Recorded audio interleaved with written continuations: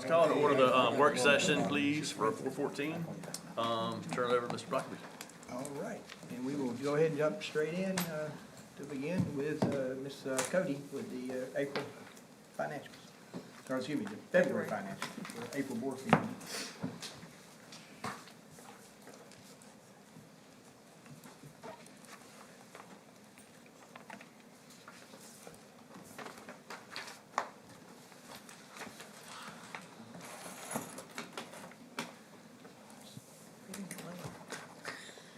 Okay, so we didn't have any budget amendments in February.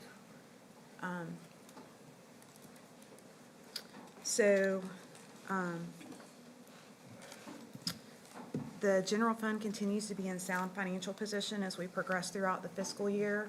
Our revenues we're at 78% of the annual budget, while expenditures were at 63.3%.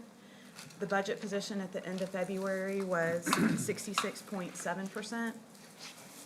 In February, we received January sales tax collections in the amount of $2,913,694. The sales tax collected in February of 2026 were 9.15% higher than in February of 2024. Have you been by Buc-ee's lately? I'm sorry? Buc-ee's, it's loaded. It's huge and it's loaded with people. And I'm like, ooh, there's the money. At all times. All the time. Well, I'll make a comment on that right now before we get to the GOO report. Our sales tax collection from between March, the comparison of March of 23, because we did not, 24, because we did not have one in 25, but our March 24 collections versus our March current collections was only 0.5% increase. It was essentially flat. Really? Yeah, so Mr. Dimsdale has done some digging with, a dozen or so other school systems, mainly trying to target those up and down I-75 and I-95 that have an interstate economy. And there are some that are up, some that are down, but ours is completely flat. Interesting. Sorry, Ms. Cody. Better than down. Then with our investments, our February interest was $565,471.53.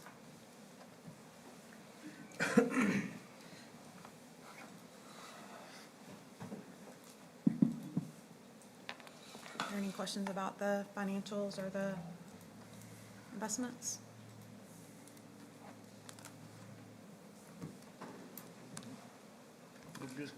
If not, we'll go straight into the FY '27 budget update. Okay. So I did just want to preface this by saying that this is a preliminary budget. I'll present this again in May before we adopt the final budget in June.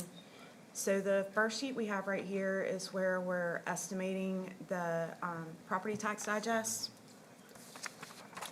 Let me switch folders. Too far away.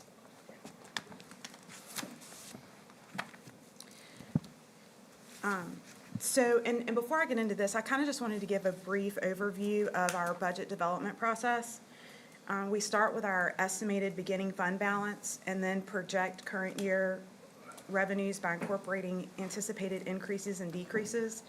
And then we follow the same approach for expenditures. So when revenues exceed expenditures, the fund balance increases, and then when expenditures exceed revenues, the fund balance decreases. So just a quick overview. So then for fiscal year 27, I projected a $5,166,100 increase in the local tax revenue based on the current millage rate of 14.90. This estimate assumes a 5% increase in the tax digest and a 97% collection rate. If you look at the 5-year average, it's 8.78%, so I felt like the 5% was a very conservative place to start. I'll have some more concrete numbers from the tax assessor before the May meeting, so that rate may be revised a little bit. So additionally, I increased our projections for prior year property taxes, intangibles, transfer taxes, penalties, and TABT by $1 million based on the current year collections. So that's right here. Right now, we have $8.9 million budgeted, and so I increased that to 9.9 for next fiscal year. So if you come over here, you can see our beginning revenues, the local tax increase, and then the increase for the TABT. So, let's see. Due to a decline in FTE, I've estimated a $900,000 decrease in QBE funding. I'm hopeful that the fiscal year 2027 initial QBE allotments will be available prior to the May meeting, which will allow me to refine this estimate. Based on these assumptions, total projected revenues for fiscal year 27 are $201,030,500. And then on the expenditure side, there are 3 mandated increases. The TRS rate will increase from 21.91% to 22.32%, resulting in additional cost of $447,200. Then our state health is going to increase by $50 per month per employee, totaling $567,000 for certified staff and $276,000 for classified staff. So that brings our total mandated expenditure increase to $1,290,200. And then moving on to our non-mandated expenditures, our annual salary step increases total $1,360,200 for certified employees and $626,200 for classified employees. New positions resulted in an increase of $3,792,200, offset by a reduction of $1,437,500 for our RIF positions. And then the next page, you can see a detail of that breakdown of the new positions and the RIF positions. Our athletic supplements, we had an increase of $201,500. And then departmental budget increase of $936,600, with those details outlined on the final page. And so, as you all know, we've prioritized maintaining employee salaries within the top 3 in the First District RESA to remain competitive in attracting and retaining highly qualified staff. And based on our most recent salary study, most of our positions did rank within the top 3. For those that did not, I'm recommending a targeted salary adjustment at a cost of $356,200. And then lastly, I'm recommending the removal of operating transfer in the current year's budget in the amount of $188,400. So overall, projected expenditures exceeded revenues by $1,671,100. The shortfall will be covered with the estimated ending fund balance of $27,110,659. And then on these next 2 pages, I have provided the breakdown of the new and RIF positions as well as the departmental budget changes. And I'm happy to review these line by line or just answer any questions that you may have.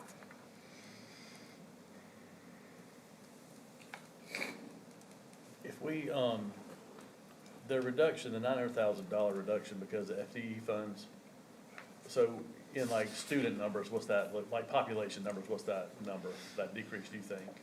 Like, what are we basically, we've got 13,000 now, what are we looking at for next year? Well, it's hard to the FTEs and the student counts are different. Right, Our overall population, year over year it's around 150 decrease student-wise. The FTE is tied to it based on the specific programs and the way the student is served, so. right, In the number of segments, so our actually FTE numbers, maybe 13,000, Right. but our actual student population's, 12,000. sure. So, but we have seen a decrease in our FTE segments, which we're looking into to see what we can do, To maximize to help on that end, but overall, our student population is declining. decreasing. I just showed it to us this morning, I don't know, 115 to 130 students per year over the last 4 years. The departmental increase, the $900,000, give or take, what's in that number? So I have that right here. Okay, thank The first thing is actually a reduction. It's a reduction of 200,000 for our special ed contracted staff, just based on our numbers for this year. I feel like we can decrease that. So School Links is no longer federally funded. Actually, Ms. Haywood will be presenting that later today. So we had to move that to the general fund. That amount does include $18,500 in startup fees, which will just be for the first year. Then the GSBA, they recommended a 10 to 15% increase, so I just went on the high end with 15.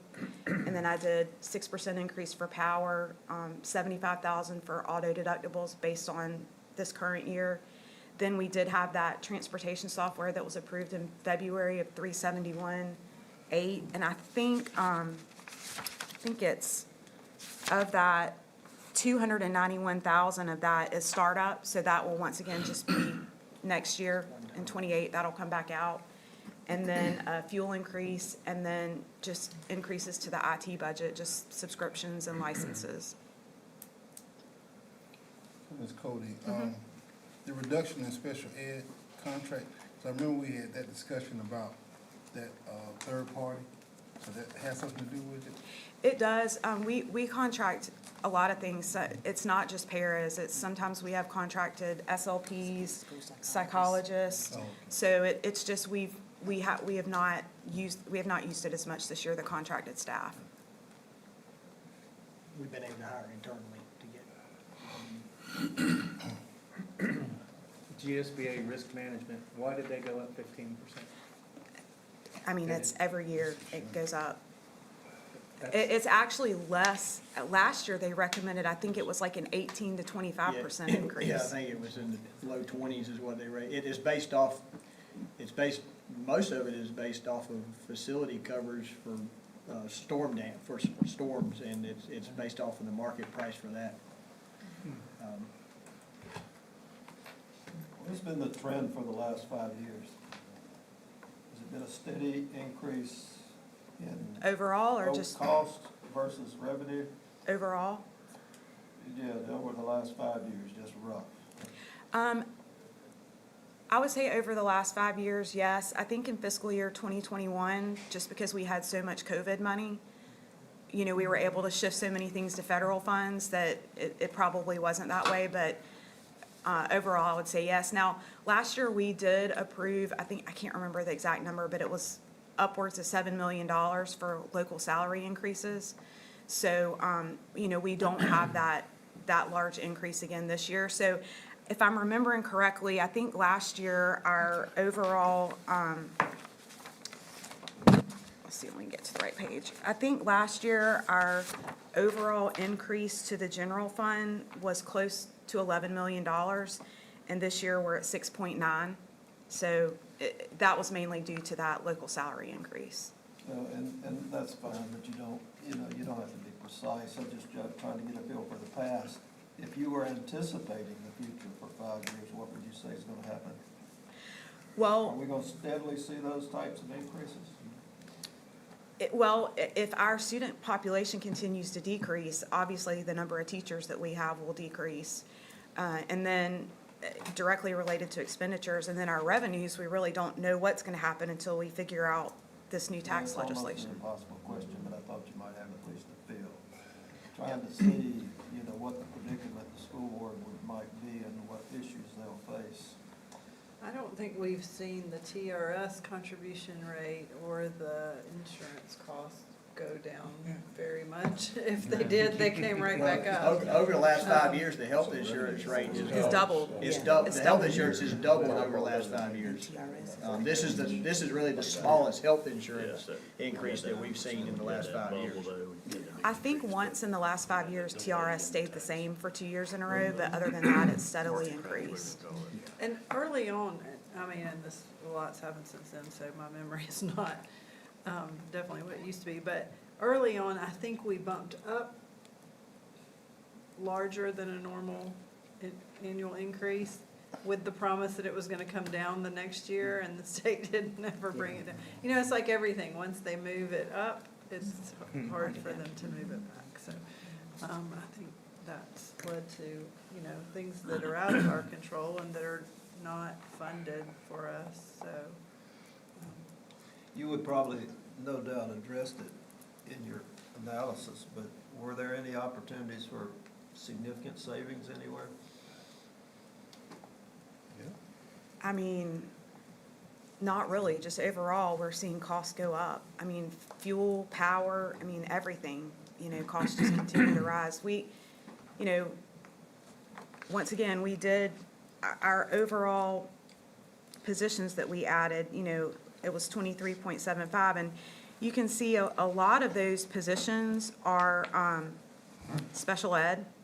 We had to add 3 special program classes just based on the needs of our students. So, you know, that's a lot. And then another significant amount was, you know, the literacy coaches that we were required to add because of House Bill 1193. So, you know, between those two things, that was 24 positions. So, once again, like with the special ed situation, it's just based on the needs of our students. Is there anywhere we can help you to bring down cost? Not that I can think of. Just say no, Shaw. So that was gonna be my point a little bit about, like, I don't know if Shaw's getting there or not, but, you know, we all understand it, obviously, maybe not as great as we should, but more than the layperson does about unfunded mandates and that sort of thing, and fuel increases and everything else, but as we go forward, and we don't know what tomorrow's gonna hold with the economy or anything else, most people in the street would say, okay, your student population's going down, but your budget's increasing every year. And like, we can explain a lot of that stuff, like, you know, the insurance costs, the fuel costs, the mandates, the health insurance mandates, we've been talking about that forever, ever since I've been on the board. But I just think we need to continue to look as best we can, and again, be, you know, adding positions or promotions, or wherever we can save money. I mean, we haven't said no to anything, I don't think ever, that I can remember recently, and so that's on us too, to look at those things more critically, but I think it's important, at some point, people are gonna start saying, well, why, you know, our student population continues to live birth rates down, you know, in 5 years, we're gonna have even fewer kids in school, so what are we doing to cut back those costs other than through natural attrition, through teachers and stuff like that, so, we just need to continue to have a sharp eye on it, I think, and maybe, you know, when you're presenting things, you know, and I know y'all all do it, beat your vendors up, I mean, you know, do everything you can, you know, to squeeze them. I don't think we've ever had a problem with that, but I think we need to just be diligent with those things and see if we can't save money where we can. And I will another say- thing, Mike, go ahead, excuse me. I will just say, to add to that, you know, I kind of put under the RIF positions, I put our average class size for our kindergarten classes. I mean, we have been able to keep fairly small class sizes, And that's important, for sure. You know. Yeah, What I was gonna say is, if there's, coming from other directions, meaning Fed and state government, we need to be willing to say whatever we think is appropriate to get them to acknowledge that this is perhaps not sustainable. And it's easy not to do that, and to let, you know, not let the representatives know and not do it in an organized way, so you actually have some power to influence them. So we may ought to give thought to how we would do that. Well, and another thing to keep in mind too, as well as with our classified employees, we don't receive any funding from the state for health insurance. So, you know, when that health insurance is doubled, I mean, our local funds are picking up that full amount for all of our classified employees, And which so is is that, as an example, did we let anybody know, Rick or Mike or anybody in the House or Senate, know that that's an issue in a somewhat organized way? It's a constant conversation with them about the health insurance cost. I mean, it's, that's, you know, set by our state health benefit plan, so it's a constant reminder, and as well as, you know, things such as, the unfunded mandates such as the literacy coaches versus the property tax legislation. I had, conversations, you know, with them about that as well. Well, and you do often hear when they bring things about in legislation that it's fully funded through quality basic education, but quality basic education funding formula hasn't changed since like 1986. So I think, you know, I would think it's time to look at that. And it's, you know, it's nice to have them contribute some towards some raises here and there, but I just don't like to hear them say that it's fully funded all the time, because we all know that it's not. And I think Rick probably has an idea that it's not, just from being with our school system before.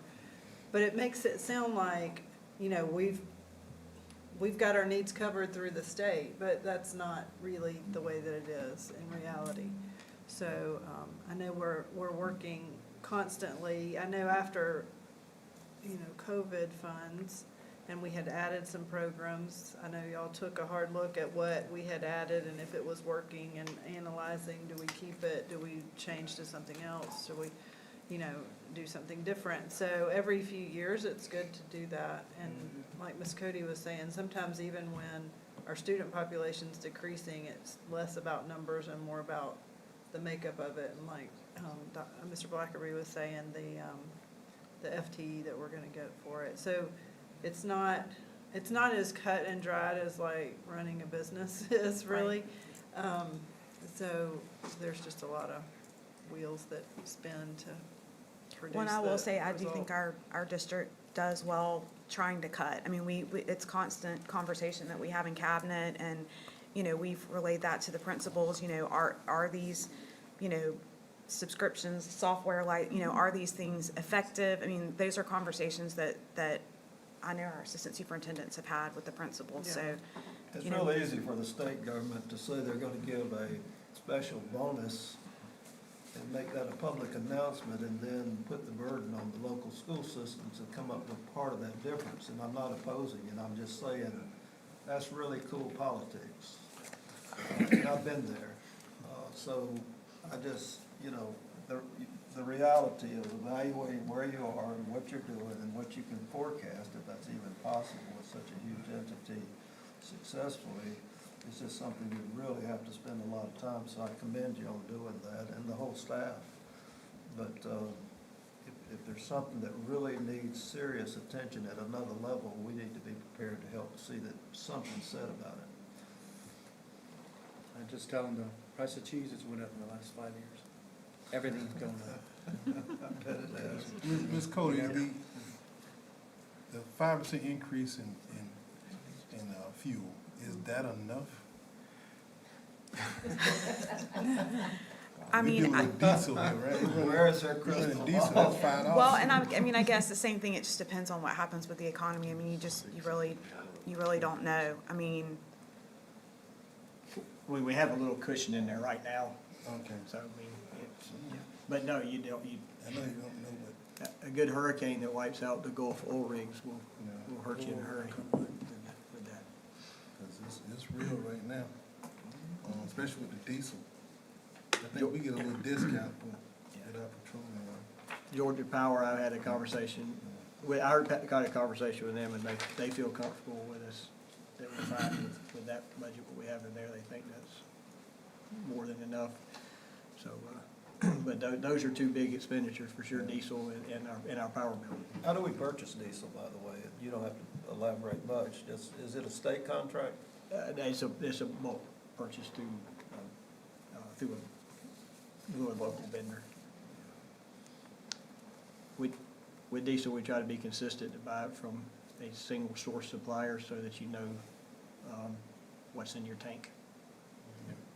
So I know we're not paying market, we got a little discount. Yeah. Can we maybe educate me as much as anything on allotments? And maybe it's Ms. Renee, Mr. Benson that better answer your question, I don't know, but with the allotments, I mean, for the public that's listening, we're talking about our population has shrunk year over year over year, but we're adding teachers based on allotments. Is there a simple explanation of the math and how that works to say, I mean, I look at like 9 through 12, 2.5 spots based on allotments. Is that, it's a shifting of the ages of the students, like where are we shrinking in elementary? Well, if you look, And just if you how look does on that the, work? if you look on the, yeah, we're decreasing 10 elementary. So, So, yeah, I guess that does answer that. But then just a little, is there some simple explanation as to how the allotments work? They're To maybe really- help the public understand why we're Well- adding some places when we're talking about And shrinking there's it? really not a simple explanation. Okay. What I mean, I figured basically, as much. basically what I do is I go through and I look at what our current year enrollment is and I project it for the next year. Okay. And so then for the elementary schools, like we have our schools tiered. So, you know, depending on their tier, we determine what the class sizes are. And it's not an exact science, you know, Okay. sometimes you might have 4 teachers and, you know, have a certain class size, and then if you take a teacher away, it makes the class size way too big. You know, it's not an exact science. And then we do meet with the principals, and, you know, of course, I get input from the assistant superintendents, and we meet with the principals, and we have HR there. I mean, it's a group, federal programs, and we go through and discuss their allotments, and then they make requests. And then our allotment committee comes together and determines whether they think it's a reasonable request or not. And, you know, one thing to keep in mind is we do have positions that are federally funded. And so this just reflects our general funded positions. It doesn't reflect our federally funded positions. And if I could say this, and that is, you know, when we're talking about staffing our special programs, many times those programs require quite a bit of staff because we need to meet the needs of those students. So you might have a teacher and a couple paraprofessionals because of the needs of the children. So when we've had to add the additional classrooms, it could be for each classroom, we've had to hire at least 3 people, a teacher and 2 or 3 paraprofessionals because of the needs of the students in the room. So while sometimes it looks like it's an increase, and it is an increase, but the students' needs may be vast, and we've got to meet those as well too. Well, and I don't want y'all to think I'm being critical, but I just want us to continue to be aware of it, because we're in a great position right now, in a large part because of y'all. We have a great community, obviously, great tax base, got good investments now, but we do make decisions that, that we're all aware of, and we need to be able to speak to them in public. We could talk about the underfunded mandates with health insurance and that sort of thing, but also the childcare we do. You know, we have more SROs at every school. We never got rid of nurses or art or that sort of thing, so we gotta, you know, ourselves be able to speak to that if we do get questions about it. But I guess as we do those things, you know, we've never asked for, you know, a give and take. If you spend $100,000, you gotta cut $100,000. We've never done that before, but it just, you know, we're gonna have to continue to sharpen the pencil just where we can. And I'm not, again, not being critical of how we operate, but things have gone up in everybody's personal life. And, you know, we've built all these great new schools that are more energy efficient, but they're bigger, right? And so it costs more to operate them. So everybody thought that the new Brunswick High is gonna be less to operate than the old Brunswick High. Is just crazy, because it's just bigger and it just costs more to operate, more efficient, but, there's no way it costs, less to operate the new Brunswick High than what some of us went to school, so, but we're aware, and so I just wanted to get it out there that we could just continue to look where we can. Mr. Dodgen, we're also trying to afford students opportunities for post-secondary things. And so I know you pointed out there's 2.5 positions in the allotment for the high school level, 9 through 12. One of those is a additional healthcare instructor for out at GICA, because we've seen double-digit waiting lists of students who can't get into that program. So we're looking at those lists and saying, okay, can we afford those students an opportunity that ultimately leads to a career for them? That helps our community. We also see healthcare positions as the #1 job vacancy need for Glynn County and Brunswick. And we've seen that projected right out to 2050. So when we're adding a healthcare instructor, we're thinking about, okay, we have an aging population, they're gonna have needs, we're gonna need people to work in those fields. And we have students who have interests. So we wanna try to afford, and I can do it in CTE, I can do it in dual enrollment, AP. We're trying to afford students some opportunities that lead to, like I said, that post-secondary success and we've encouraged different tracks. I mean, for a long time, we've talked about college as being the option, right? But we know that workforce development is coming in our CTAE programs as well. So trying to give students that opportunity while they're still in high school. And sometimes that's when those positions like that are added. I'd encourage creativity too. Don't hesitate to come up with the best idea that in the United States of America to do something different, you know? And I don't know what that opportunity is, but y'all been at it a long time, and I'm sure sometimes you think of something that nobody else considers a great idea, when in fact it is. Well, this year, you know, we're in the process of master schedule development for next year, and Brunswick High School looked at adding an AI pathway, because their AI is here to stay. And if we can get our high school students exposed to that and, you know, have those valuable skills as they graduate and move on, that's gonna be to their benefit. So we are looking at outside the box type of things. Yeah, GICA, you know, has been a great success as far as my perspective, and I was here when we were kicking it off. Yeah. So that's the sort of thing that, and those jobs are probably more valuable right now than many others. Those types of jobs, so. Absolutely. You're right. College and high school. My grandbaby just graduated high school with a 2-year degree. So, and he's off to tech. Don't tell you Where's Tech?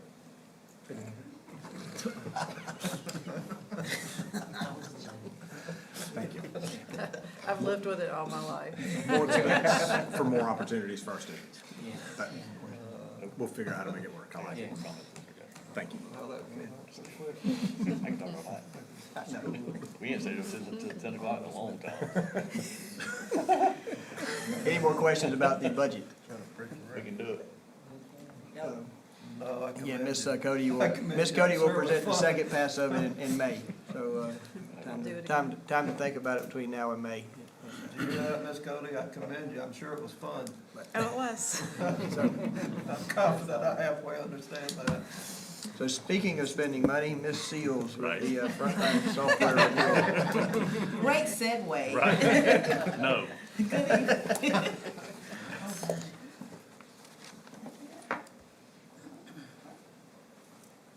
You went to the regular meeting. We're on the regular meeting.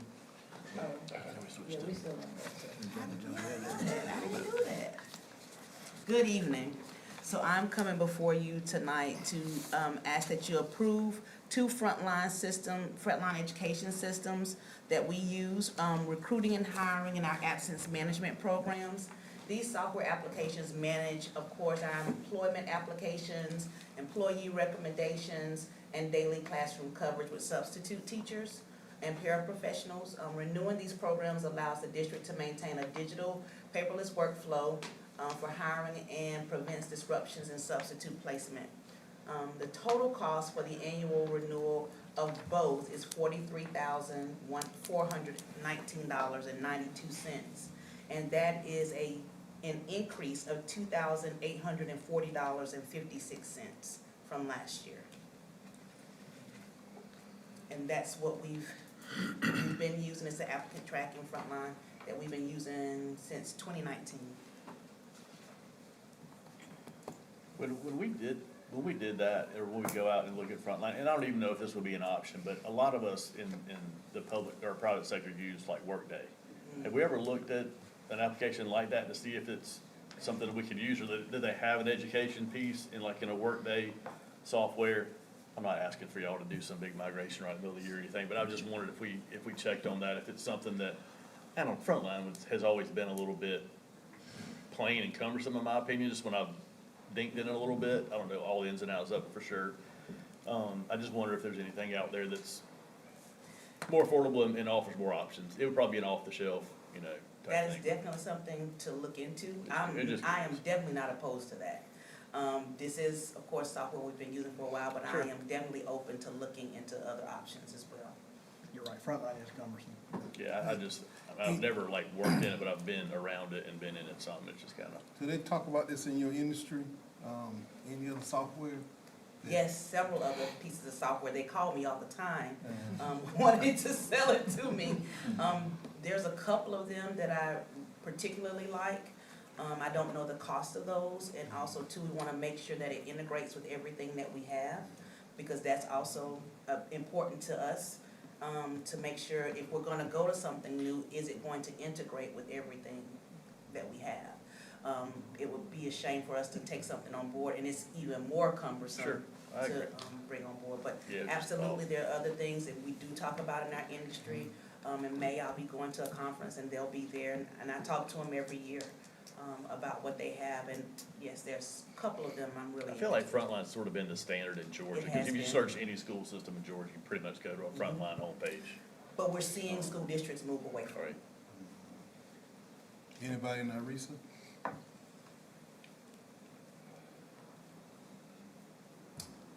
I think one, maybe two.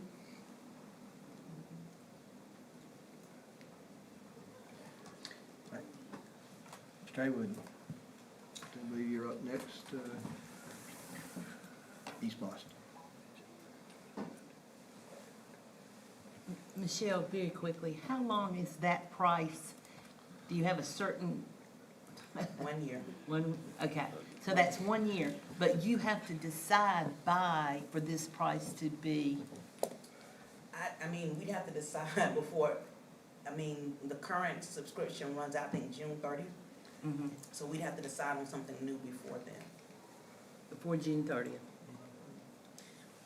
Actually, it's probably a little bit late, because when you think about it, not only do you have to approve it and bring it, we have to put out a bid for it, bring it before, do all the bid pieces, Yeah, bring it And before we you have to be do able to all, then you gotta migrate, set you have it to be able to up. migrate to it. I would, it's like the financial software, I would Yes. never suggest we try to do this, in a year or less. I brought on, Dr. Nelson, Shelley Nelson started it, then when I came into HR, I continued it with Frontline.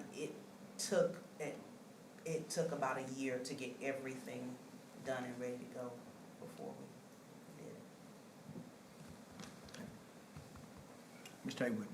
Good evening, everyone. I'll start off by going through our East Blos projects. First, I'll talk about the College of Coastal Georgia Performing Arts Center. The building is complete. Now they're just basically finishing up punch list items. And the ribbon cutting ceremony is Friday, April the 17th at 2 p.m. Ms. Lee, you had asked about the stage size. They set, I went in there Monday, and they set the stage up. The way they have it set up now, it is 53 by 20. And it is 32 feet from the first row of seats. So that's the space between the first row of seats and the stage, but the actual stage is about 53 by 20, give or take. And as far as the budget goes, we've spent 79% of the budget, 15.8 million, and we've got the 4.2 remaining. They've already got a few events scheduled for the opening, Dr. Evans' investiture ceremony, and it'll be also a scholarship gala will be later on that evening on Monday, April 27th. And then the Coastal Georgia Symphony will be performing a grand opening concert on May the 12th at 7:30, but it is a beautiful, beautiful facility. And like I said, they're just finishing up last minute punch list items now. With 1,000 seats, it seats 1,000, right? Are you concerned at all about the parking? Because Definitely. I am. Yes, definitely. I mean, you've got that, the conference center that's right next door to it, but That parking is gonna be a huge concern. yeah, I agree 100%. I agree 100, because the parking lot in front of the Performing Arts Center is very small. Oh, yeah. It's a small parking lot, so, when they have big, huge events, people will get their steps in, definitely. We Unless go you back- get we- there early. Why is it an issue at this point, What's that? parking? A little late to think about Why it. wasn't it taken into account earlier? I don't know, I mean, I don't know. Maybe I was part of some of those early planning meetings. I mean, that's all on the college part of the planning. So, I mean, they have a master plan for that entire piece of property. I think there is some additional parking at some point, but they have plans to expand even some additional. I don't want to get into their plans, but they have a master plan for that entire block there. We'll ask the Exchange Club to come out and help park. RTC and the Exchange Club, they can probably. They can do it. Big football game. All right, moving on. Before you move on, can you go Oh, back? I'm sorry. Go back to the numbers one more time, if you will, the total numbers. What's that now? The numbers, you said there was a balance left. Oh, yeah, we paid out, right at a little over 15.8 million, which is 79% of the budget, of the 20 million of our part. Right. So we've got about a little over 4.2 left to pay out on that budget. On that You say project. pay out, is there costs that already are known and anticipated that will use up some of that, or is it in fact an excess? No, everything is done. We're just waiting on them to send us the bill for our portion of whatever else we have left to pay, and if it's not, then we'll get, a credit back of that 20. Let me 20 see if million. I can help. They're gonna get 20 million. They're gonna get every penny, but not a penny more. That was the deal. They're gonna get their 20 million, Right. It was like up to 20 million. That was the deal. That's the question The I'm deal. asking. not a penny more. Just curious. They bill us after the Board of Regents pays, they send all of the invoices and all of the marked paid receipts to Ms. Cody and myself, which is usually a packet like that, and it's all signed off on the architect, that it's all been completed, and then we go through it and verify it, and then we pay them after they have paid the contractors, we pay the Board of Regents back, or the college back. All right, moving on to our next East Blos project is the Glendale Elementary replacement, and not a whole lot to see here, but I went out today and they've actually got some steel being erected right now. This is the wing 1, which is the wing where the cafeteria will be, but this will be the where the classrooms will be. And this is just another view from the back of it. This picture on the left, of course, this will be the hallway, and classrooms will be on this side, classrooms will be down that side, and at the front of it, they haven't put that part on yet. I mean, put the steel up yet. This area up here will be the cafeteria. But they are making very good progress. All of the slabs have been poured with the exception of 2. They still have to pour the slab for the gym, and then the last slab will be for the daycare. So once they get in that, those should be done by April the 24th, and we'll be done with pouring slabs. Again, the steel was delivered on the 8th, and you can see they began erecting it. The door frames metal door frames have also come in as well. And according to Tyson Construction, the project is on schedule as of to date. And moving on to our local capital outlay projects, of course, the BHS field house is complete. And I'll talk about that a little bit later because we have a change order, a credit that we'll get back. But the field house is complete. They're just doing minor things now, hanging TVs and different things like that. But it is fully operational, complete, and Coach Slack and the boys are using it and getting stronger. The Board of Education office, Mr. Blackaby and his team have moved into Wing 4, and the Technology Department has been moved into their permanent location on Wing 2 now. All the heavy lifting on the Phase 5 renovations in here and in the cafeteria, large training room is complete now, but we still got some punch list items and just some minor things that we're gonna do in-house. But most of the heavy lifting with this project has been done for Phase 5. The windows look great. I think so too.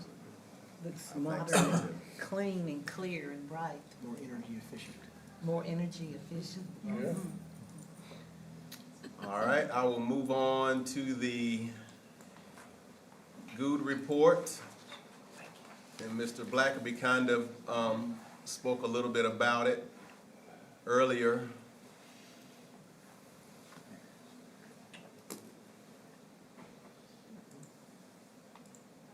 And you can see our collections for this, our latest collection was $2,839,394.12. This is our lowest collection on East Blos 5.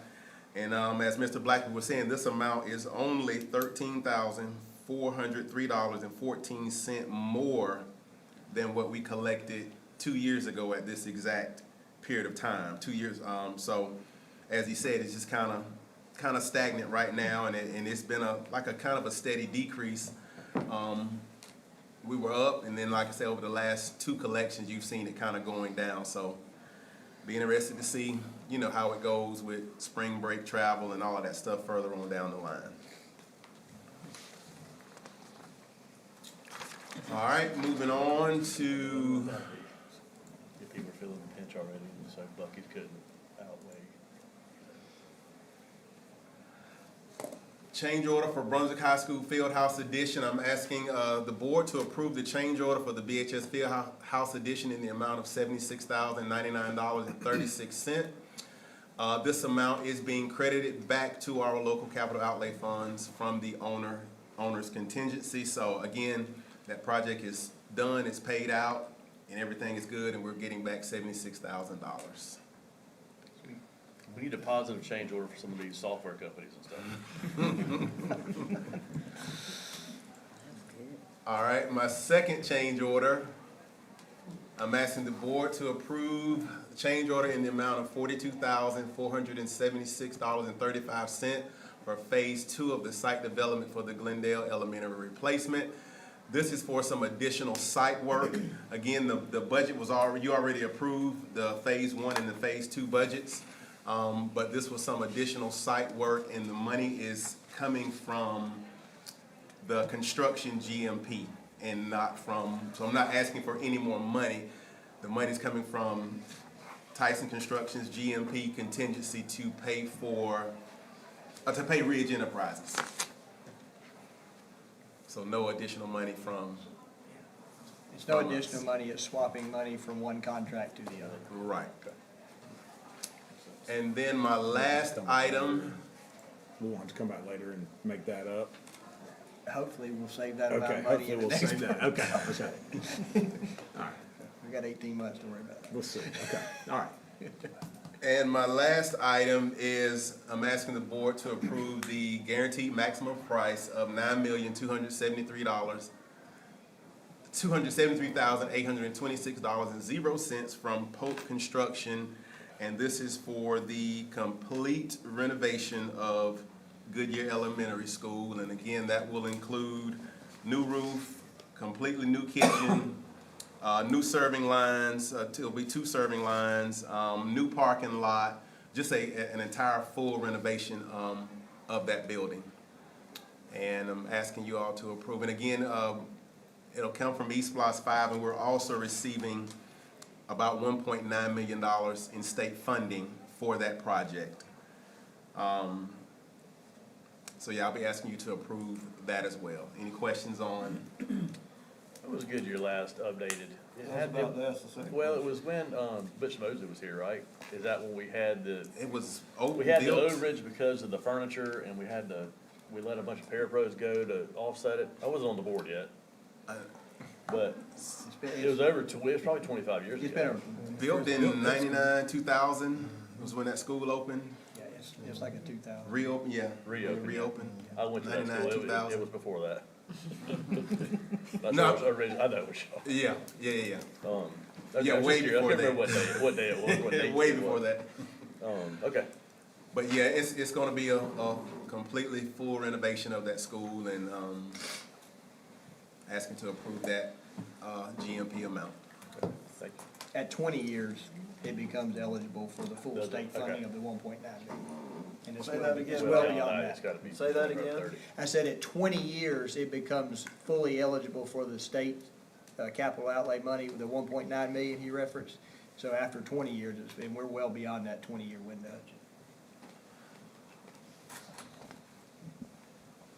That's all I have. Is that all from Mr. Haywood? And Ms. Haywood, School Links. Good evening, everyone.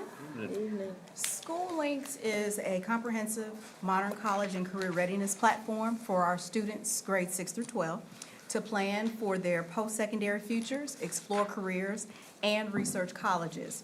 School Links streamlines our counseling workflows, manages internships, and engages families through career assessments, resume builders, and digital portfolios, all of which fully align with the Georgia Bridge Law and Top State for Talent as a part of Senate Bill 401. This is a replacement for our previous platform, Naviance, and we are asking the board to approve the purchase of this new platform.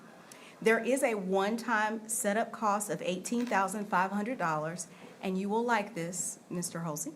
The annual fee for the FY '27 year would be $49,719, which would total $68,219 for the first year. This would be funded from local funds and CTAE funds in partnership with our CTAE program. The reason why I said you would like this is we've been paying, or we would pay if we continue with Naviance, $57,398.05, which means that by going with School Links, we would save in the first year $7,679.05. Over the next 3 years, we would save over $23,000 by using School Links as opposed to continuing with Naviance. The reason why we are asking to transition to this new platform, again, this would be a partnership with our CTAE programs. The platform will be used with our work-based learning students at the Career Academy, which is satisfying another requirement. Our work-based learning students are required to document and to log when they do their work-based learning hours, how much money they earn, and those things. And so Dr. Deppenhart and I partnered together so that we're kind of doing two things within one platform. So not only are we satisfying our Senate Bill 401 requirements for our students in grades 6 through 12, but we're also capitalizing on the work-based learning component of that so that we're basically consolidating that work into one platform, which optimizes opportunities for our kids when you start thinking about workforce development, thinking about how those kids can make all of that work together to really build a more robust portfolio for them as you think about not just those who are going off to college, but those that are also going off into the workforce as well. And so we are hoping that the board will support us in approving this change with regard to the platform and this purchase for FY '27. Does it cover the same amount of licenses that we have now? If we Yes, have sir. enough for everyone? Yes, sir.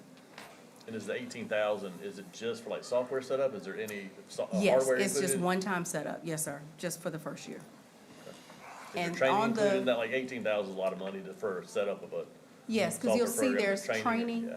Yes, sir, there's Okay, I saw training, that. there's the implementation of the work-based learning piece, there's the grad and academic success part, and then there's the platform. So this is just the one-time subtotal for all of that setup. Once the setup is done, that's it. And then you'll see the recurring charges that they talk about, which this shows you, this is just for next year. Right. For year one, that amount includes that 18,000, and this will be for year 2 and year 3. Okay. All right, Ms. Cody, Golden Isles Office Equipment Lease. Okay, so this may seem a little bit repetitive, but in February, you all approved Golden Isles Office Equipment to be awarded the copier lease. So now I'm asking you to approve the copier lease from US Bank. You can see it's the same 12 quarterly payments of $71,975.43. So no dollar amount has changed. We're just approving the lease this time instead of the awarding of the copiers to Golden Isles Office Equipment, the lease through US Bank. Same quantity, same stuff, It's same dollars. Same This is just the thing, it's formality of the it's actual the lease. formality of approving the lease. Yeah. Yeah. You've already approved basically the amount, just Yeah. approving the lease. Mr. Waters, middle school way to quit. Yeah.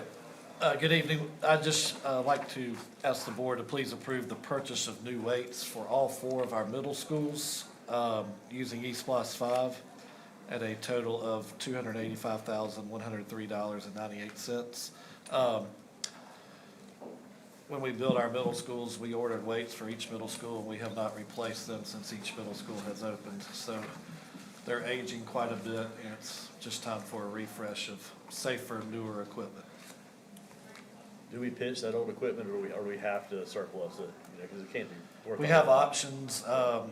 Brantley County Middle School's already contacted me Okay. and would like some of it. It's pretty old, so I don't know how much they'll want, but, Will the law allow us to donate that to another school system, or do we have to sell it? We can for- donate it to a school system. To a school system, Yeah, we okay. can donate it to a school system or nonprofit, and Yeah. If you know of anyone, we'd like to get rid of it. And what happens to a 45-pound weight that you need to get another one? It's just a big piece of metal. Older looking. I mean, come on. What's it, Rocky Two? Rocky Two with Mr. T? He worked out. I was getting the Russian when he went to, Yes, he's they got a right. rope and a buggy, right, or And something, then and a mountain. Rocky used our old weights. So Steve, you're saying you can donate them to Brantley County, We could to another school system. to a school system? I'm not we're suggesting not do saying we're that, giving it to Brantley County. Sorry, Yeah, no, but I'm not Sorry. opposed to it either. Right. yeah. right. I don't to wanna give a Camden or school anything. system, Camden would and take it. Brantley has. Or nonprofits. shown- I got you. In the past, I think They we've given have some shown to the sheriff. interest. So, And there are other There's a lot counties of- around, I'm sure, that have them. Mr. Waters, are they using the weights in the middle school? within the last 2 years, 2 of our schools are doing weights full-time. 2 other schools are doing part-time weights with, hoping to get that to full-time. What about the females? Are the females listed? We do have females in our weight classes, yeah. So, that's new this year, Yeah. so, for our middle schools. Yep. All right, Mr. Benson, Goodyear Elementary School New Line Interactive Panels. So as we discussed earlier tonight, Mr. Haywood talked about the Goodyear Elementary School renovation that's going to occur. Tonight, we have 2 items that would go hand in hand with that renovation. The first of which is the interactive panels for the classrooms and office areas.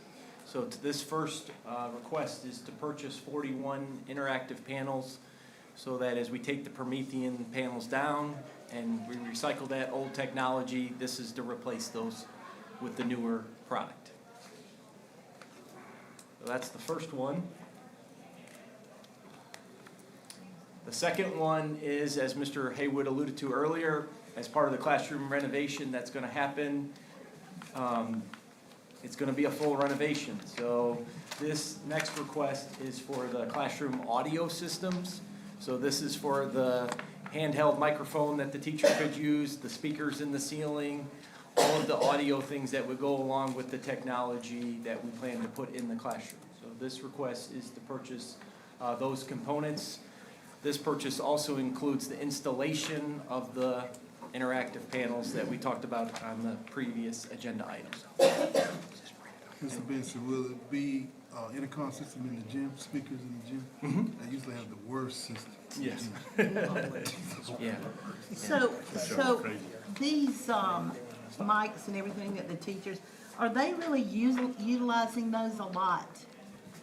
I visit a lot of classrooms and I have yet to see anybody using it. In the elementary, they're not using them unless they're needed to be used. Okay. For students that may have some hearing issues and they need to do that, but not a whole lot. There's not a need for it. Obviously, with the classroom technology that's going on, the speaker systems and the audio, as videos are played or presentations occur, I think that's used on a daily. But I don't know so much about the. Yeah, I'm sure You know, that the actually boards holding and the everything, they're being used. I saw lots of that in middle school and Yeah. elementary. I just didn't see, I remember at one time they were very popular and everybody was wearing them. Maybe not. This allows for the capability, should the teacher need it, for a student that, has Maybe audio hearing issues. Right. But a red light, green light, yellow light, Yeah. cafeteria. The cafeteria traffic light. Okay. And then the next request is this is our annual subscription renewal for our camera software. This is something that comes up every year. As you know, the board has approved the addition of classroom cameras, and we've completed that project. That's been ongoing for the past couple of years. When we presented this to you last year, we were at approximately 1,116 licenses that we needed. When we come back to you this year, we're now at 2,840. So that gives you an idea of the number of cameras that we've added. the technology department looked at a possible replacement for this because we were looking for a more equitable option that just, unfortunately, we use our classroom camera and our building footage for a lot of different things. We use it for personnel issues that come up. We use it for classroom discipline, tribunals, and that types of things. And just to be completely honest with you, we can't jeopardize losing that footage. And so while we're looking at cost, Say that sentence again? we can't jeopardize losing that footage. We gotta be able to retain that, whether it becomes a personnel situation, whether it's a discipline situation with Ms. Haywood and tribunals, we gotta be able to retain that video footage and be able to present it if needed.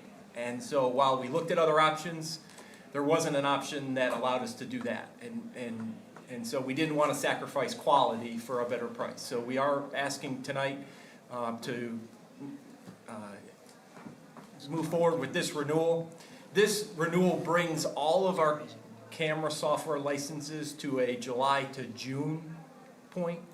So as we've added along the ways, there's times where we've put classroom cameras in and we've needed to add a subscription or a license for the software. Since that project is complete, we're bringing everything to that schedule. So when you look at the price from the previous year, last year we were at about $84,000 for this cost. This year we're at $107,000. It's gone up just a little bit, given the fact that we've also doubled the number of licenses that we're using, but we're receiving credit for some of those previous subscriptions. And the last item for tonight is the Brunswick High intercom system. So we are at a point at Brunswick High where the manufacturer is no longer supporting the intercom system. And so we have had some communication issues where we haven't been able to hear different things. The bells have been off at times.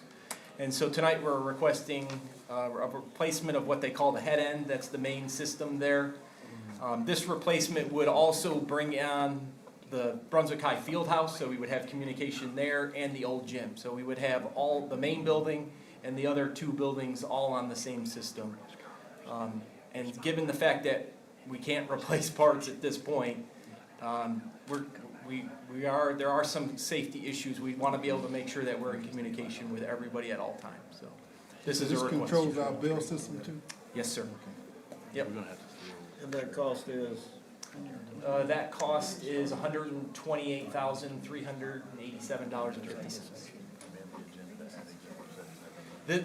This purchase comes from the state security grant, Mr. McVeigh.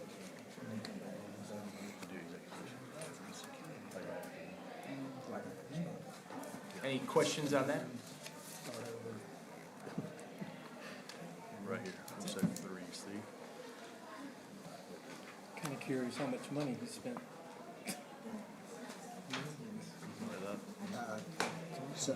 Yes. And we use the state security grant for the camera licenses as well.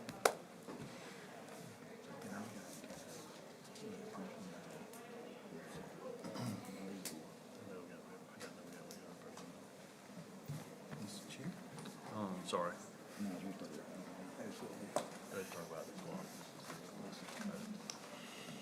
That's everything? So what Mr. Blackery and I were just talking about is, in the interest of time and our guests, we talked about, if this is okay with everyone, adjourning this meeting, convening the next meeting, having the spotlight, and going into executive session right after the spotlight. So that would be, we would need to amend the agenda for the next one, and we'll work through that with a vote, but we would add 3C. You can't move yet, Sean. We would probably move it to 3C on the next agenda, if that's okay with everyone. We can just adjourn this one, not do an executive session, and add it to the next agenda. And then we'll probably have to do,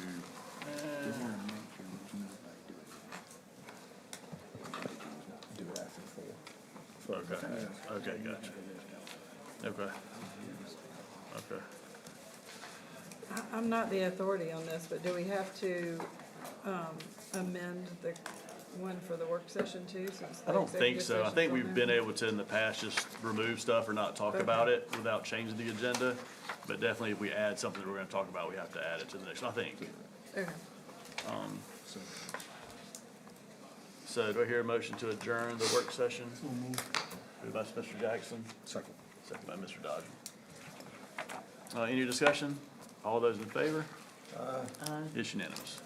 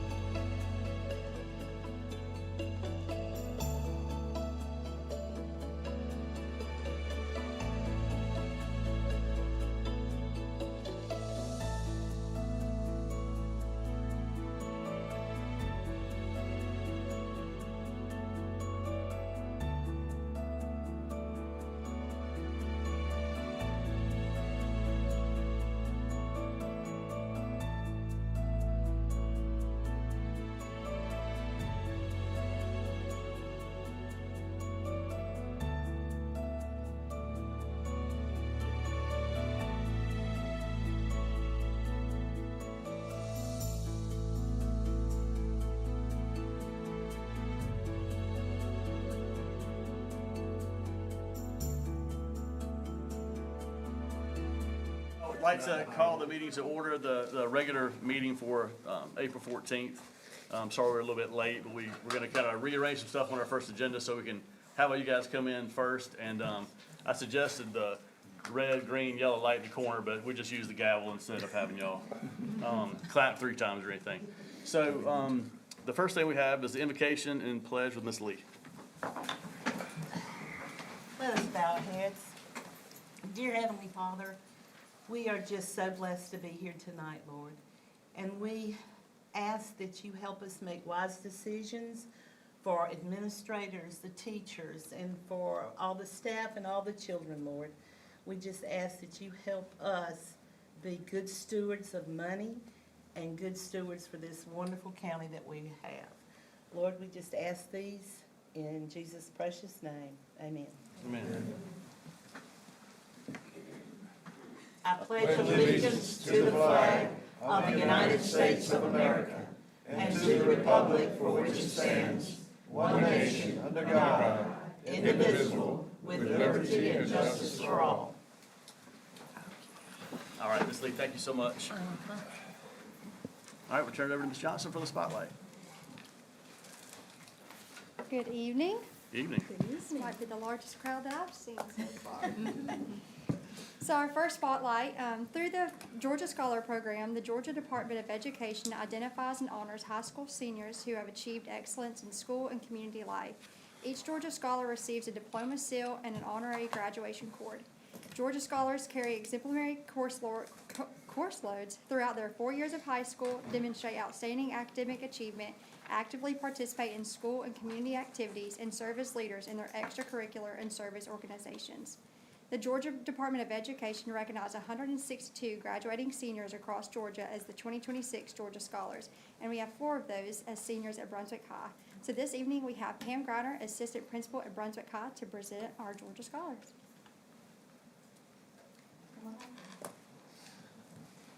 Thank y'all so much. I want to introduce you to Melissa Bedeline and Charlie Clay, Clayton Owens, and Sadie Weiss. And these are just 4 exemplary students. I am so proud of them all. Georgia Scholar is probably my favorite recognition program out of everything that the State Department does. It is a tough award to earn. On the base starting point, they have to either have a 1360 SAT or a 31 ACT score. So that knocks a lot of kids out right there. And then beyond that, they have to demonstrate extensive leadership inside and outside of school. They have to be registered to vote, right? They're all registered to vote. 17 and a half. So there's a lot of pieces to it, but the parts about the leadership that they show, they have to be members and leadership positions in so many organizations outside of the school system, but also hold those places within. They also have to have participated in at least 3 interscholastic competitions of some sort. So that can be athletics, but it can also be one act. It can be FBLA competitions. What else did you guys do? Model UN, Beta Science Olympiad. So there's a whole variety of it. But there are thousands and thousands and thousands of high school seniors in the state of Georgia. And the state of Georgia is only recognizing 162. And here are 4 of those 162. I'm going to let them introduce themselves to you and share with you where they have decided to go to school or their top picks and what their major will be. Awesome. Good afternoon. My name is Melissa Bedeline. I'm committed to Stanford University in California, and I'm planning on majoring in chemical engineering and political science. Piece of cake. Hello, I'm Charlie Clay. 2 days ago, I committed to Georgia Tech, and I am planning to dual major in aerospace engineering and nuclear engineering.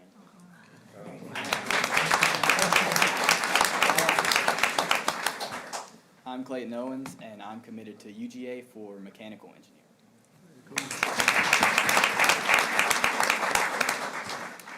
I'm Sadie Weiss. I plan on committing to UGA and doing the Double Dog program for criminal justice and then get a master's in public administration.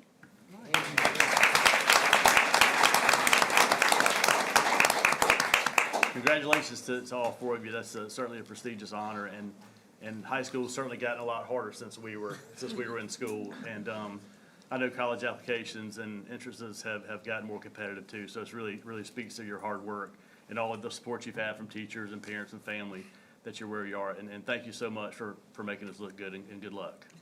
Thank y'all.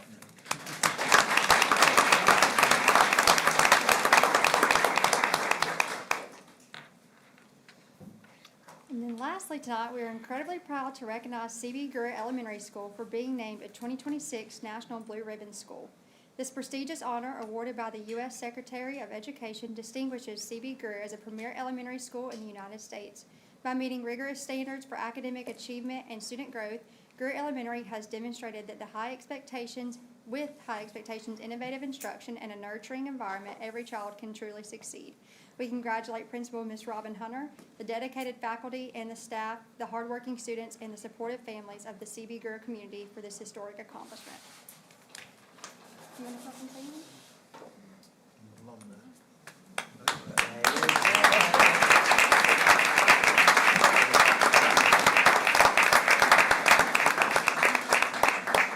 So we are so excited about this honor. So if you could see, y'all come on up so we can get pictures.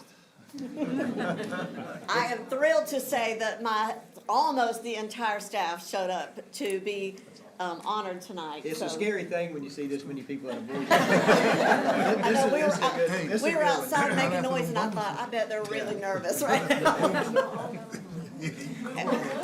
Yes, we all wore blue. So I am honored to have the members of this team. This award is really from them and for them and the students. and the families that we have. We have really worked hard to, yes, students, we have really worked hard to, you know, be dedicated and provide excellent education for these kids. And it has really shined, and it's really from their work. So we are excited, and thank you for your support. We really could not have done this without Mr. Blackerby and Mr. Halsey signing off on this and approving it, so we appreciate that. So we are just excited and we're honored. So thank you, thank you. Why don't y'all come around this way? You got more room for the The picture. front or something? Yeah. Right here, you got more room. And then you can have the Glynn County Board of Education in the back. How are you?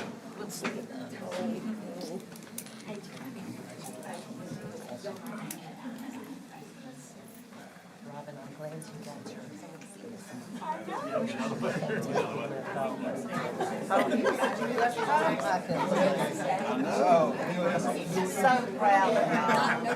Yeah, she has. And I forgot to add that we are only one of 5 schools in Georgia to get this award out of 3,100 schools. There's more room on the other side. Don't keep moving around. Don't worry about that. So proud of y'all. Get in there. Here, I'll sit down. Ice cream for kids. You want ice cream?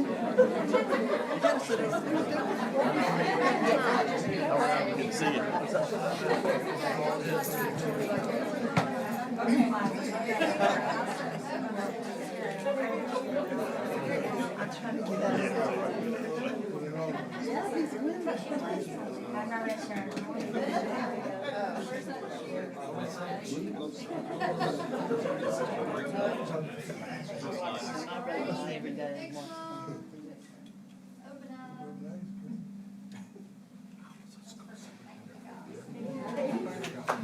All right, Greer.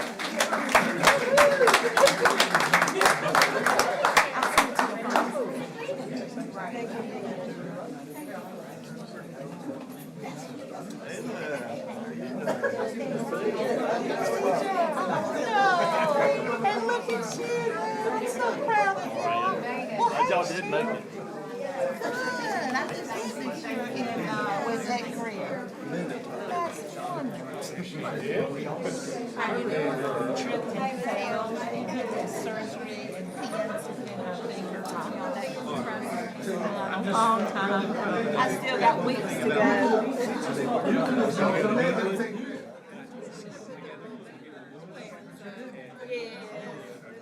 Well, she's not sleeping.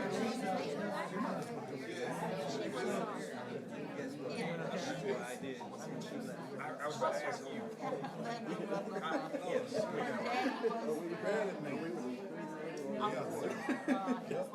She'd never forget.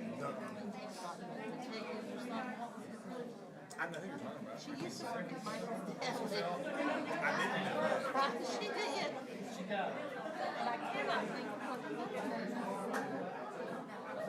This is one of the first meetings that nobody's called into in a long time.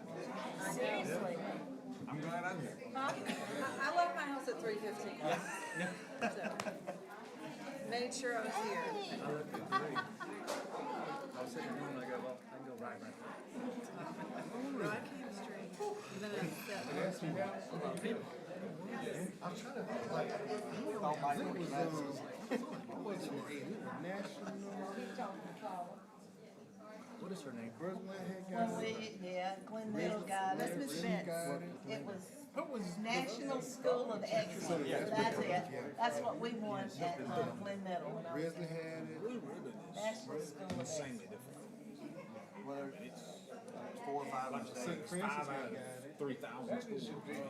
Listen to this. I'm glad they got their big dinner. Remember? Oh, yeah, because, Richard Woods forgot all of it. Simon's, I No, think, was I not know, too long. they called me. Were you there too? No, Oh. they called me All I and can say for his, sure, the school, secretary our called school me system panicking is doing very, very well. because I he mean, had left budget, and they wanted us to 99% cancel. We grad said, rate. no, we It was couldn't 48 when I started. because it was too late. I mean, we are, And so they came in the mail this is, over the yeah, break. compared to the beginning.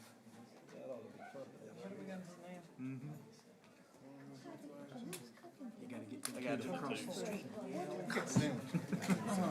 She was trying to close the door. I forgot. would've told me, I What's would've that? bought dessert or something. No. I didn't know. Is it a special occasion?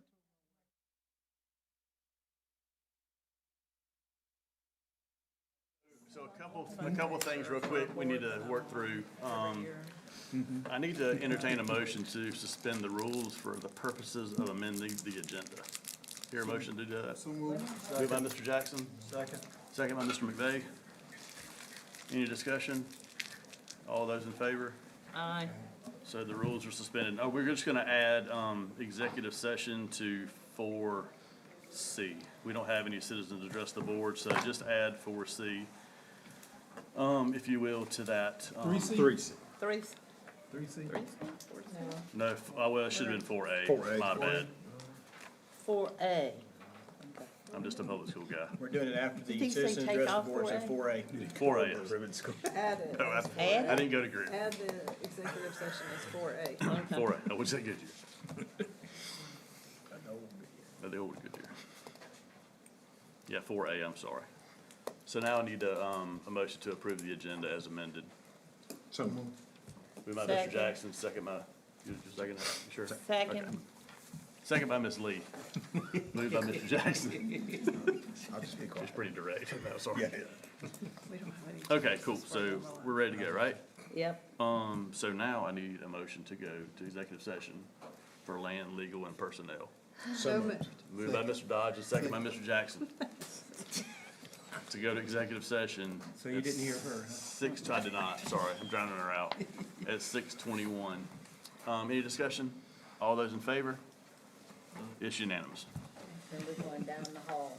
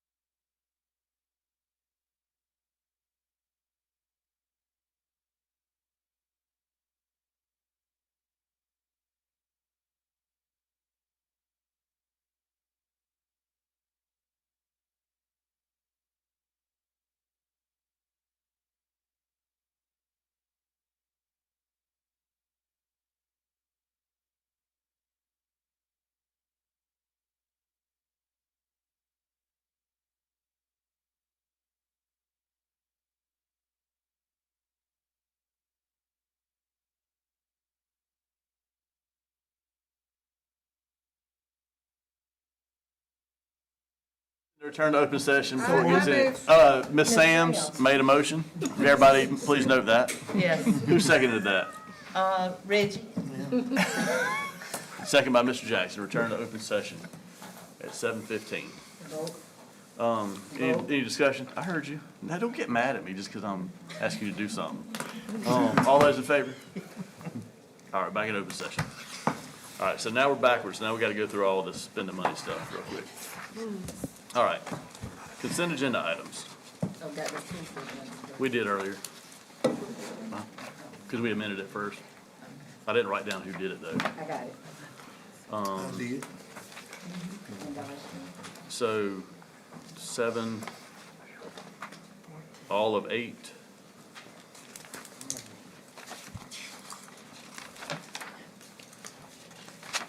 All of 8 is a lot. Yeah.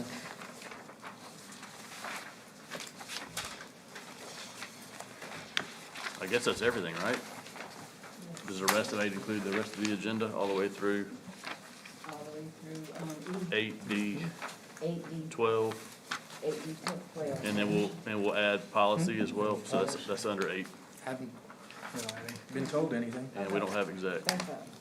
Yes, You ma'am. got to go 7, 8, 8, 8.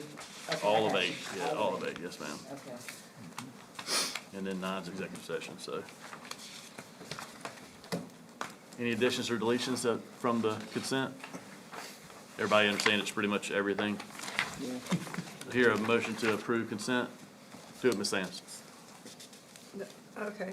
Motion by Ms. Sams to approve the consent, second by Mr. Jackson.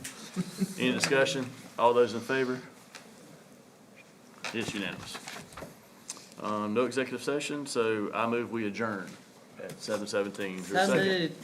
I said I move we adjourn, Ms. Lee. Okay, Second by Mr. second. Jackson. Oh, the wheels are kind of officially falling off. I like to All of move. those in favor of adjourning? It's unanimous again. I might have to watch the video back.